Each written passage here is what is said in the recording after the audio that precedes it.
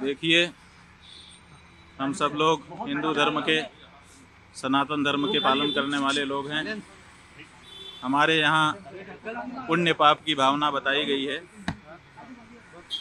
सबसे बड़े पाप गौ घात आदि बताए गए हैं, लेकिन उससे भी बड़ा घात विश्वासघात बताया गया है।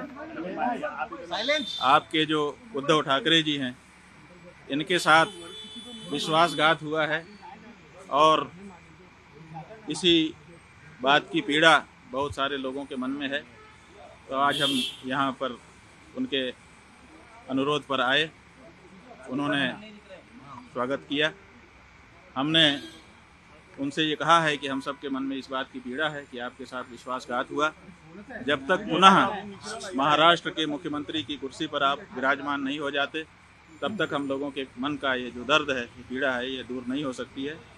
तो उन्होंने कहा है कि जैसा आप लोगों का आशीर्वाद होगा हम करेंगे। महाराज जी, जो हिंदुत्व की बात कर रहे हैं, कि जो विश्वासघात की बात कर रहे हैं, ठाकरे से निकला, वो कहते हैं कि हिंदुत्व हमारा हिंदुत्व है, बीजेपी कहती है कि हमारे साथ विश्वासघात हुआ है। देखिए, किसका हिंदुत्व असली है तो ये जानना पड़ेगा कि जो विश्वासघात करे वो हिंदू नहीं हो सकता है। जो विश्वासघात सह ले वो तो हिंदू होगा, क्योंकि उसके साथ विश्वासघात हुआ है।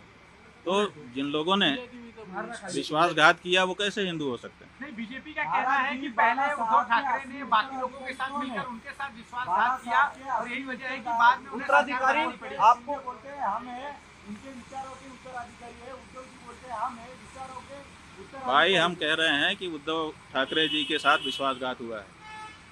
अब इसे में आप समझ लीजिए। ये बीजेपी ने, इसलिए पूरे महाराष्ट्र की जनता इस बात से पीड़ित है। सबके मन में इस बात का दर्द है। चुनाव में इस बात का पता भी चल चुका है।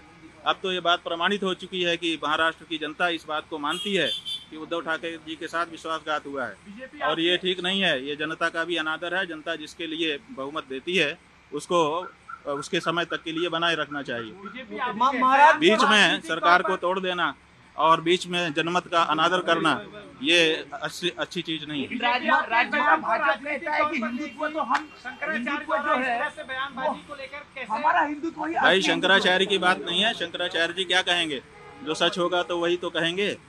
हमें राजनीति से लेना देना नहीं है, लेकिन विश्वासघात तो हमारे यहाँ पाप बताया गया है। ये तो धर्म का मामला है ना, पाप और पुण्य। और इस बारे में कौन बोलेगा? राजनेता बोलेगा। इस बारे में तो धर्माचारी ही बोलेगा। महाराज जी, जो पूजा हुई, ये हमारे यहाँ परंपरा है कि जब गुरुजन पधारते हैं तो उनकी पादुकाओं की पूजा की जाती है, और उसी का विधि विधान के साथ पालन उद्धव ठाकरे जी ने सपरिवार किया। केदारनाथ दिल्ली में बन रहा है, प्रतीकात्मक केदारनाथ मंदिर बन रहा है दिल्ली में, उस पर क्या कहना है? देखिए, प्रतीकात्मक केदारनाथ नहीं बन सकता है। हमारे यहाँ शिव पुराण में 12 ज्योतिर्लिंग का व्याख्यान किया गया है। बताया गया है कि 12 ज्योतिर्लिंग होते हैं। 12 ज्योतिर्लिंगों के जहाँ नाम बताए गए हैं वहीं पर उनका पता भी बता दिया गया है। और ये कहा गया है, जैसे सौराष्ट्र सोमनाथम, पहले कहा सौराष्ट्र माने पता, उसके बाद कहा सोमनाथ। उसी तरह से केदारम हिमवत पृष्ठे, जो केदार है वो हिमालय के पृष्ठभाग में है, माने हिमालय में केदार है। तो आप दिल्ली में कहाँ से ला के रख दोगे केदार को? जब पता साफ साफ बताया गया है कि ये यहाँ लोकेटेड है, तो आप उसका लोकेशन क्यों बदलना चाहते हैं? क्यों जनता को भ्रम में डालना चाहते हैं? आप भगवान के 1000 नाम है, किसी नाम से स्थापना करके पूजा करिए, लेकिन केदारनाथ धाम दिल्ली में बनेगा, ये अनधिकार चेष्टा है और ये नहीं होना चाहिए। क्या इसके पीछे राजनीतिक वजहें हैं? भाई, बहुत सारी राजनीतिक वजहें हैं।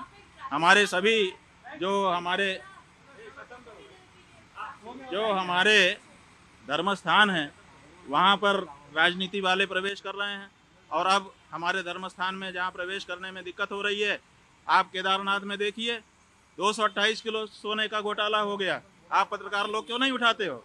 तो जब वहाँ पर घोटाला हो गया तो अब आप दिल्ली में केदारनाथ बना लोगे, वहाँ पर फिर दूसरा घोटाला करोगे।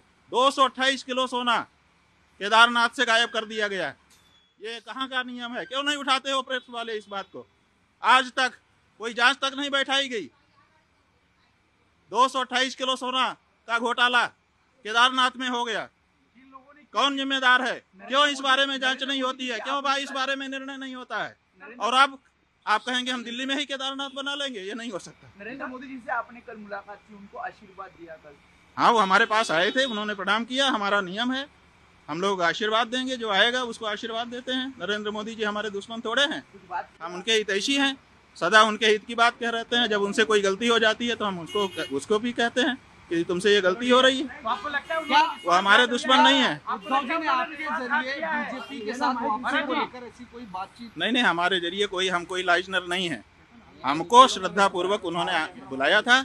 हम, जैसा कि हमारा नियम है, श्रद्धा से बुलाने पर जाते हैं। हम आए, उन्होंने पादुका पूजन किया और अपनी जो उनकी अपनी बातें थी वो भी हमारे सामने रखी, हमने उनको सुन लिया। ये जो बात हम कह रहे हैं वो हम अपने मन की बात कह रहे हैं और पूरे महाराष्ट्र की जनता की बात।